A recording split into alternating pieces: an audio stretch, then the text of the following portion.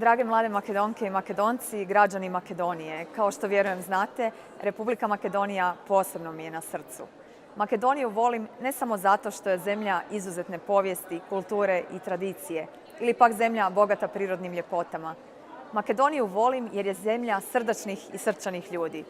Uvijek me je oduševljavala vaša hrabrost i odlučnost u borbi za očuvanje nacionalnog identiteta i kulture vaše zemlje i naroda. Znam da vas je upravo ta ljubav prema vlastitoj zemlji godinama vodila u teškim borbama s kojima ste bili suočeni.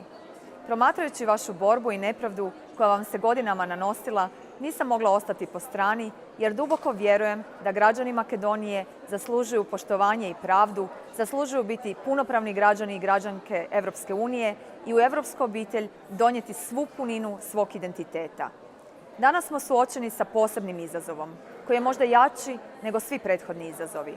Ovaj trenutak presudan je trenutak makedonske povijesti koji će odlučiti o makedonskoj budućnosti. A makedonska sadašnjost i budućnost ovisi o njezinu narodu.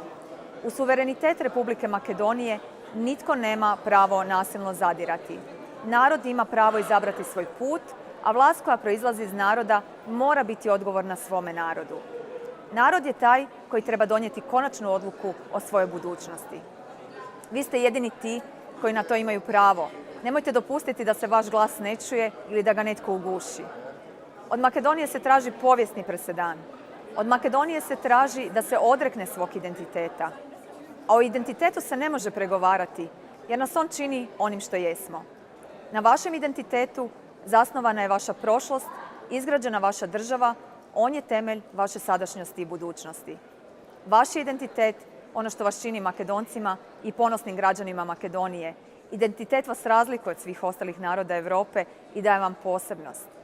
Duboko vjerujem da budućnost Makedonije leži u njezinu narodu, a posebice u vama mladima.